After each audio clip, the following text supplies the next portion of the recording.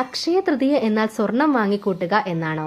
അക്ഷയ തൃതീയയെക്കുറിച്ച് അറിയേണ്ടതെല്ലാം നമുക്ക് നോക്കാം. വൈശാഖ മാസത്തിലെ ശുക്ലപക്ഷ തൃതീയ നാളിലാണ് അക്ഷയ തൃതീയ ആചരിക്കുന്നത്. ഇതനുസരിച്ച് 2025 ഏപ്രിൽ 30 ബുധനാഴ്ചയാണ് അക്ഷയ തൃതീയയായിട്ട് ഇക്കൊല്ലം വന്നിരിക്കുന്നത്. സത്യയുഗം അവസാനിക്കുകയും ത്രേതായുഗം തുടങ്ങുകയും ചെയ്തത് ഈ നാളിലാണ് എന്നാണ് പുരാണങ്ങളിൽ പറയപ്പെടുന്നത്. ഇന്നേ ദിവസം എന്ത് നല്ല കാര്യങ്ങൾ ചെയ്യുന്നതിനും മുഹൂർത്തം നോക്കേണ്ട ആവശ്യമില്ല. മംഗളകാര്യങ്ങൾ ചെയ്യുന്നതിന്, കല്യാണം, വീട് പാർക്കൽ, പുതിയ ആഭരണങ്ങൾ വാങ്ങുക, വസ്ത്രങ്ങൾ വാങ്ങുന്നതിന്, വാഹനങ്ങൾ വാങ്ങുന്നതിന്, വസ്തുക്കൾ വാങ്ങുക, ഇവയെല്ലാം ചെയ്യുന്നതിന് ഏറ്റവും പറ്റിയ ദിവസമാണ് അക്ഷയ തൃതീയ.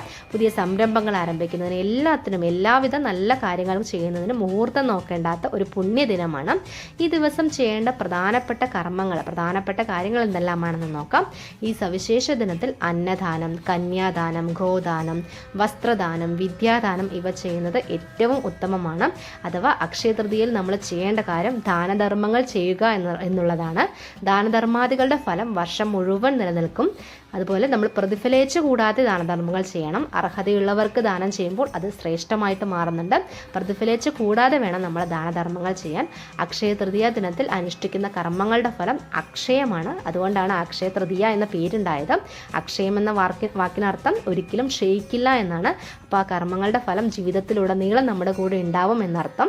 അക്ഷയ തൃതീയ എന്ന പുണ്യദിനത്തിൽ പുണ്യകർമ്മങ്ങൾ നടത്തുക, പിതൃതർപ്പണം ചെയ്യുക, പുണ്യഗ്രന്ഥങ്ങൾ വായിക്കുക, ഭാഗവത ശ്രവണം ചെയ്യുക, പൂജ, ജപം എന്നിവയെല്ലാം നടത്താം. മഹാലക്ഷ്മി അഷ്ടകം ജപിക്കാവുന്നതാണ്.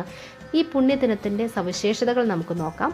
ശ്രീകൃഷ്ണൻ വനവാസകാലത്ത് പാഞ്ചാലിക്ക് അക്ഷയപാത്രം നൽകിയത് ഈ ദിവസമായിട്ടാണ് കരുതപ്പെടുന്നത്.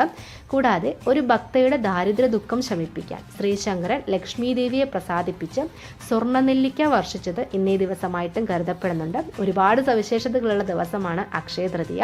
അപ്പോൾ ഒരുപാട് കഥകൾ അതിൽ പറയുന്നുണ്ട്. കൂടാതെ വേദവ്യാസൻ മഹാഭാരത കഥ എഴുതി തുടങ്ങിയ ദിനമായിട്ടും അക്ഷയ തൃതീയനെ കരുതപ്പെടുന്നുണ്ട്. അപ്പോൾ അക്ഷയ തൃതീയയിൽ നമ്മുടെ കുചേലൻ കൃഷ്ണനെ കാണാൻ പോയ ദിവസമായിട്ടും അക്ഷയ തൃതീയ കരുതപ്പെടുന്നുണ്ട്. കുചേലനെ കുബേരനാക്കിയ ദിനമാണ് അക്ഷയ തൃതീയ ദിനം.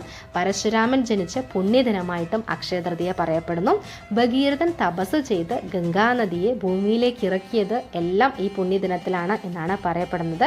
അങ്ങനെ ഒരുപാട് സവിശേഷതകളുള്ള ദിനമാണ് അക്ഷയ തൃതീയ ദിനം. ഈ ദിവസത്തെ പുണ്യകർമ്മങ്ങൾ വിഷ്ണുവിൻ്റെ ദർശനം ലഭിക്കുമെന്നും സർവ്വപാപങ്ങളിൽ നിന്നും മുക്തി പ്രാപിക്കുമെന്നുമാണ് വിശ്വാസം.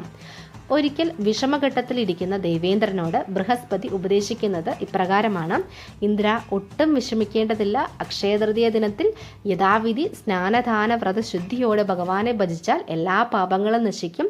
ദേവദേവനായ പരമാത്മാവിൻ്റെ പ്രീതി ലഭിക്കും. അപ്പോൾ അത്ര മാത്രമേ ഉള്ളൂ. അക്ഷയതൃതീയ ദിനത്തിൽ സ്നാനദാന വ്രതശുദ്ധിയോട് കൂടിയിട്ട് വിഷ്ണു ഭഗവാനെ ഭജിക്കുക. എല്ലാ പാപങ്ങളും നശിക്കും.